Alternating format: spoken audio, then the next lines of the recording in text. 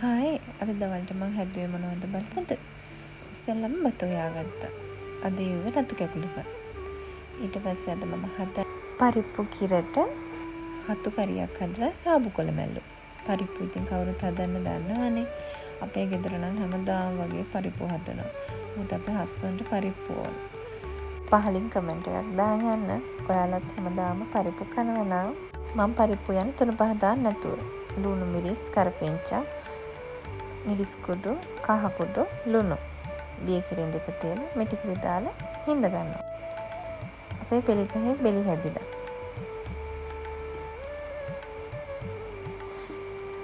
ඊළඟට අපි හතු එක හදමු. ඔන්න මෙයාත් ඇවිල්ලා මට හතු සුද්ධ කරලා දෙන්න. හතු ටික හීනියට කඩාගෙන ඒක හොඳට සෝදලා ඒකට ලුණු කහ ගම්මිරිස් එකතු කරලා හතු ටික කවලම් කරගන්නවා. ඊට පස්සේ හට්ටියක් ලිප තියලා ඒක රත් වුණාම ඒකට තෙල් ටිකක් දාගන්නවා. තෙල් ටික රත් වෙනකොට අප චුට්ටක් දාගන්නවා.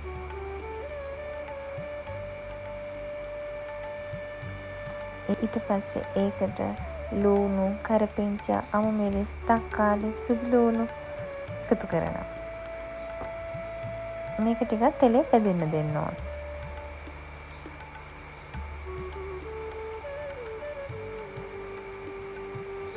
මේ ටික ටිකක් තෙලේ බැඳුනම මිරිස් කුඩුවේ 3-5 කුඩුවේ එකතු කරගන්න ඕන.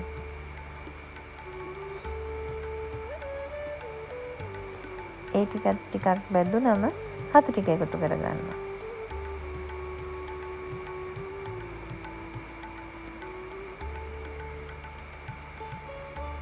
ඊට පස්සේ හොඳට කලවම් කරලා හතු ටික හොඳට කලවම් කරලා දීකිරි චුට්ටක් දාගන්නවා.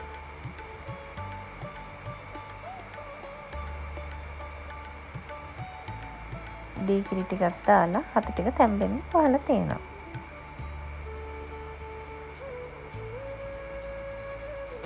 ඊට පස්සේ ඒ ටික තැම්බුනාම මිටිකිරි ටිකක් දාලා ආය හතු ටික උයා ගන්නවා.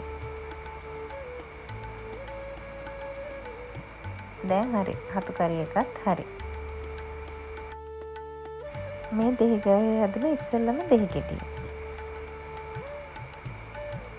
තව එකක් හැදිලා.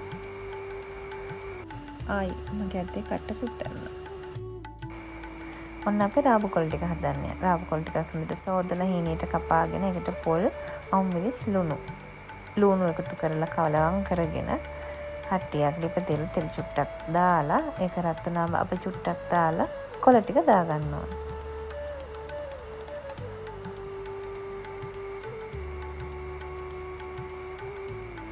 කොළ ටිකත් හොඳට කලවම් කරන්න ඕන. ගොඩක් වෙලා ලිපේ තියන්නේ නැහැ. පලාජාති කොහොමද ගොඩක් උයාගන්නේ නැහැනේ. හොඳට කලවම් කරලා ලිප ඔෆ් කරගන්න. මොකද හට්ටියේ රසනෙටත් කොළ ටික ඉක්මනට තැම්බෙනවා. මට අනෝද ගෙඩියක් හම්බුණා.